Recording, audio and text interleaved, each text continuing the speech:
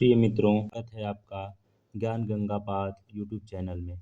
आइए हम लोग देखेंगे नोबेल पुरस्कार से सम्मानित रविन्द्रनाथ टैगोर के बारे में कुछ महत्वपूर्ण पॉइंट उनके जन्म से संबंधित, जो कि है नोबेल पुरस्कार से सम्मानित रविन्द्रनाथ टैगोर।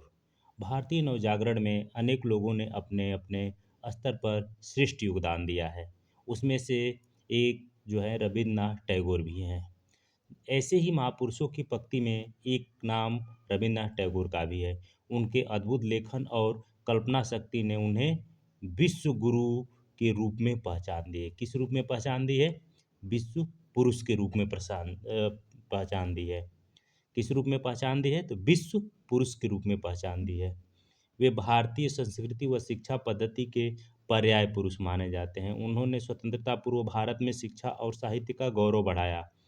उनका नाम विश्व साहित्य में एक अलग पहचान रखता है, क्योंकि वे भारतीय साहित्य जगत तथा एशिया के प्रथम नोबेल पुरस्कार विजेता थे। उन्हें उनके कालजयी काव्य संकलन गीतांजलि के लिए दिया गया था। तो नोबेल पुरस्कार किसके लिए दिया गया था? गीतांजलि के लिए। उन्होंने भारत के राष्ट्रगान जनगण मन के साथ बांग्लादेश के राष्ट्रगान अमार सोनार बांग्ला की भी रचना की थी। इसलिए विश्व में उन्हें कवि गुरु और गुरुदेव जैसे आदरणीय उपनामों से संबोधित किया जाता है।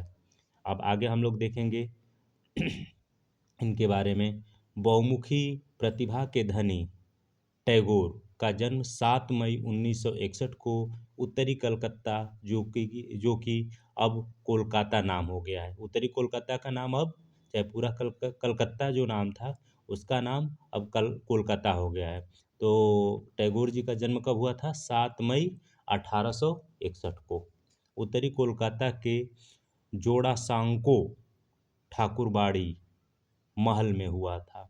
उनके पिता का नाम देवेंद्रनाथ ठाकुर था। पिताजी का नाम क्या था? देवेंद्रनाथ ठाकुर। और इनका नाम रविन्द्रनाथ ठाकुर, चाहे रविन्द्रनाथ टैगोर। और उनकी माता का नाम शारदा देवी था।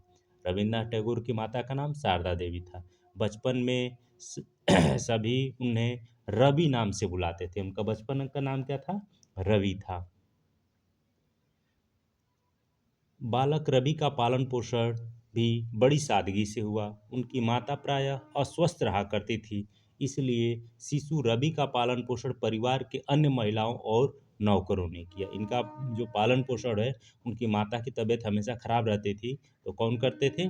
जो नौकर थे, चाहे अन्य महिलाएं जो हुआ करती थी घर के आसपास या घर में, वो की हैं।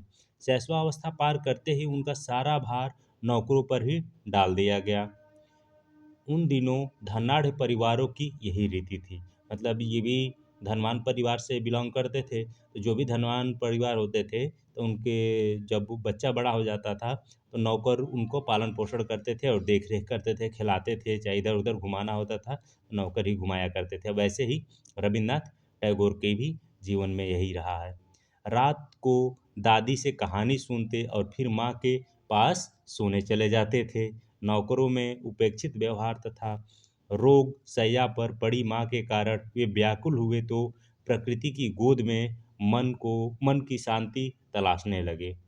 अब आगे क्या होता है कि वे प्रायः सूर्योदय से पूर्व ही बाग बगीचों में चले जाते और प्राकृतिक दृश्यों का सौंदर्य अपने भीतर अनुभव करते। नारियल के पेड़ के मध्य में बैठकर सूर्योदय देखना उनका रोज का काम हुआ करता था। इनका कि रविन्द्रनाथ टैगोर का।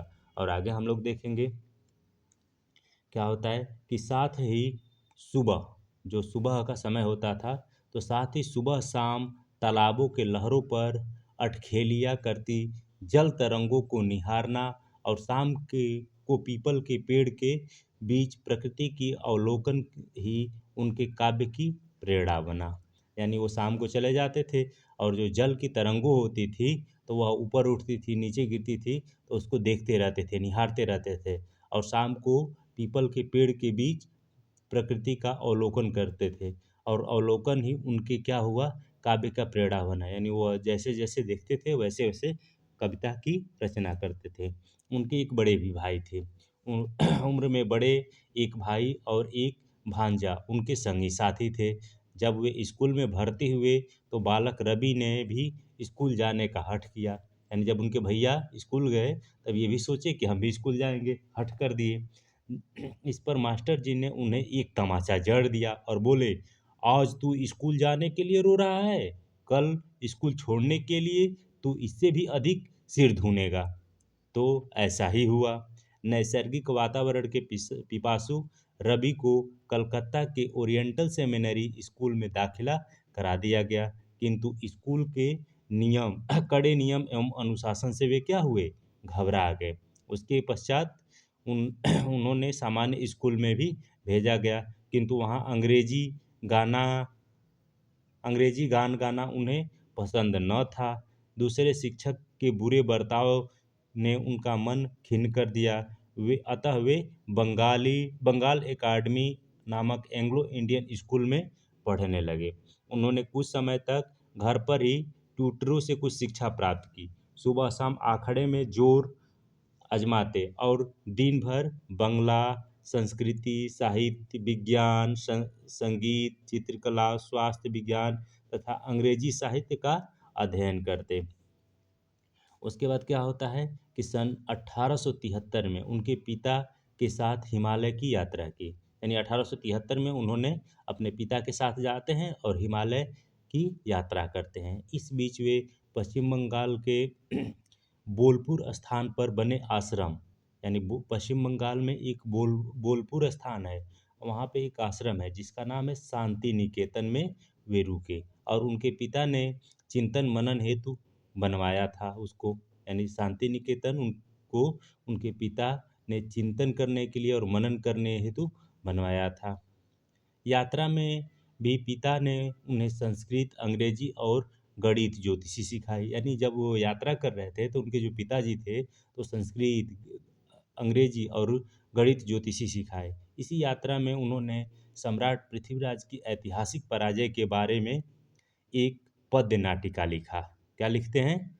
जो सम्राट पृथ्वीराज हैं तो उनके ऐतिहासिक पराजय के बारे में एक पद्य के रूप में नाटिका लिखते हैं, किंतु यह उनकी पहली रचना नहीं थी, ये भी याद रखिएगा, यह उनकी पहली रचना नहीं थी। उनकी पहली रचना एक कविता थी। क्या थी? एक कविता थी जो उन्हें बड़े भतीजे से प्रेरित करने पर लिखी। जब वे कितने वर्ष के थे?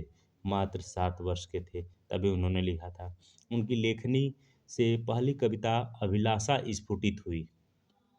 पहली कविता का नाम क्या है? अभिलाषा स्फुटित हुई। इस प्रकार साहित्य के क्षेत्र में उन्होंने जो कदम बढ़ाया वह आजीवन बढ़ता ही रहा। उन्होंने अनेक कहानियाँ और उपन्यासों की रचना की। 40 वर्ष की अवस्था में उन पर विपत्तियों का पहाड़ टूट पड़ा। पत्नी का देहांत हो गया, पुत्र एवं पुत्री दोनों की मृत्यु हो गई। उस इससे उनका हृदय संसार से विरक्त सा हो गया। हालांकि उनकी साहित्य साधना चलती रही। रविन्द्रनाथ टैगोर के हृदय का दर्द गीतांजलि बनकर सामने प्रकट हुआ। कौन सा? गीतांजलि बनकर जो हृदय का दर्द है गीतांजलि के रूप में बाहर प्रकट हुआ। गीतांजलि को विश्व साहित्य में स्थान मिला। उसी गीतांजलि के लिए रवि बाबू को विश्व प्रसिद्धि नोबेल पुरस्कार से सम्मानित किया गया।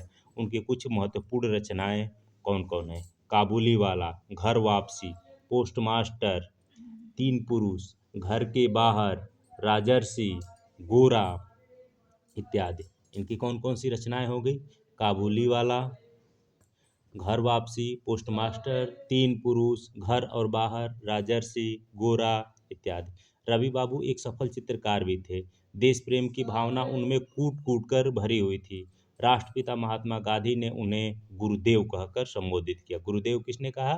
राष्ट्रपिता महात्मा गांधी ने। रविन्द्रनाथ टैगोर को स्कूल की वर्तमान व्यवस्था अच्छी नहीं लगती थी। वे स्कूल की तुलना कल कारखानों से किया करते थे। जैसे घंटी बजते ही कल कारखाने खुल जाते हैं, वैसे ही घंटी लगते ही स्कूल खुल जाया करते हैं।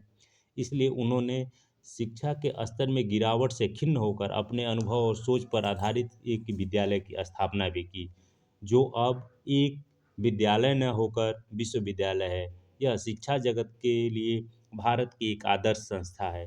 उन्होंने अपनी सोच के अनुरूप एक आदर्श विद्यालय शांति निकेतन की स्थापना की, जो आज विश्व भारती विश्वविद्यालय का रूप ले चुका है। पश्चिम बंगाल ही नहीं, पूरा भारतवर्ष शांति निकेतन पर गर्व करता है।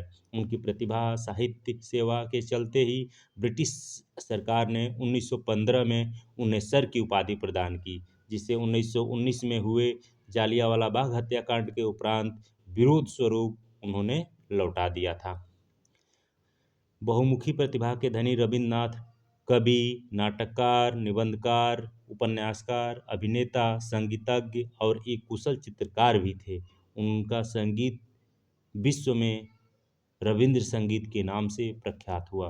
माना जाता है कि इस काल में जितना साहित्य उन्होंने दिया उतना कोई नहीं दे सका। 80 वर्षों तक दुनिया के सौंदर्य को अनुभव कर उसे कमलबद्ध करने